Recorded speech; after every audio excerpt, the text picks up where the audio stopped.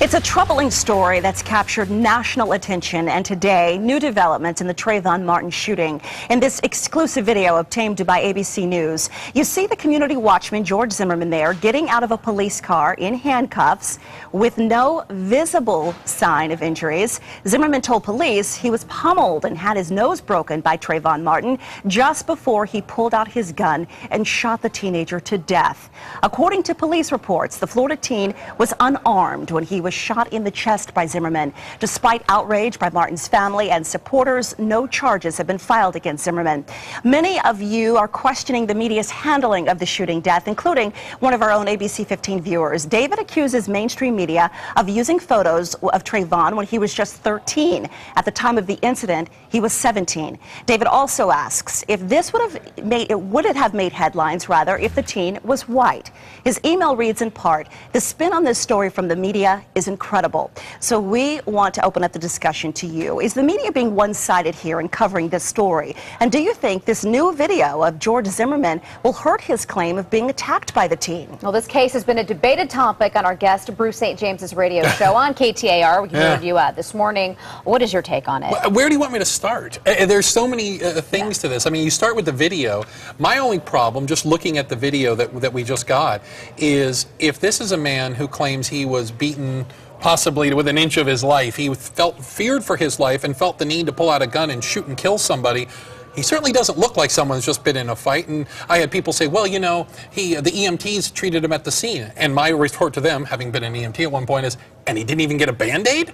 He has absolutely no marks on him that are visible and no first aid or anything like that. Listen, that doesn't help his case that this kid was beating the heck out of him. Yeah. And his father, WOFL in Orlando, got an interview with a man. He was not shown. He wanted to keep his anonymity. He said he was the father of Zimmerman, and he said that Trayvon, according to his son, said, "You're going to die tonight." Yeah. Well, and we may never know the truth, because right now it's his word against a dead person's. Regarding the picture, I don't quite understand the argument around the pictures they're using. I suppose we could cherry pick pictures of anybody and make them look better or worse depending on what you wanted to do. And my only part about the narrative that the viewer was complaining about is, what difference does it make what Trayvon Martin looks like, what clothes he was wearing, what brand of iced tea he was holding, as to the fact that he was shot and killed unarmed on a street corner. I don't think any of that's relevant. And whatever picture they decide to use of him, none of that. Even the problems he might have had in high school. We've heard he got kicked out of high school. Since when is that punishable by death on the street corner? Well, we certainly don't want to convict anyone in the media, but we want to leave the investigation to police. That said, Bruce, how do you feel the police department has handled this case? Well, from what I understand, and we learned yesterday that the lead investigator from the Sanford Police Department suggested to the prosecutor manslaughter charges, that his investigation said that, and that the prosecutor pushed back and said, there's not enough evidence to pursue a manslaughter charge. Is that politics, or is that just a prosecutor concerned about their strike rate, about winning the case?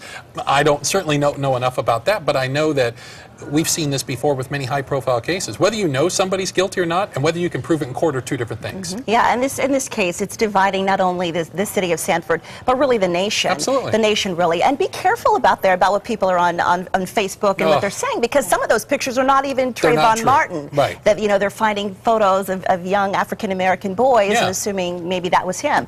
So it is tough. This is a tough story. And the bottom line, a young man was killed. An unarmed man. Unarmed man. People are mad about it. Spike Lee, of course, we heard about him sending he gave a number out of some not random, the most constructive way to deal not with the things. Zimmermans. He has apologized. He meant to send the number of the Zimmermans. That didn't happen. So, yeah, he has apologized. Beth King writes in on Facebook about this. Says, sure, the media can distort perceptions, but facts are facts. Anyone with a little bit of sense knows that the official story being told here cannot be true. Robert Lovelace on Facebook, the media is exploiting this issue. The possible harm is that they seem to be ignoring the judicial system. Marilyn Tucker McCall writes, so we shouldn't feel horrid Trayvon is dead because the pics show him younger rather than the older teen. That brings that child back to life. Zimmerman, shown smiling, would bring out more sympathy for him. the whole thing has been blown by police. Yeah, back is exactly what you said. You know, Interesting. there's just so much stuff. We may never know the truth. We may never know, We never unfortunately. know the whole story, that's for sure. Keep the debate going on Facebook. All right, also this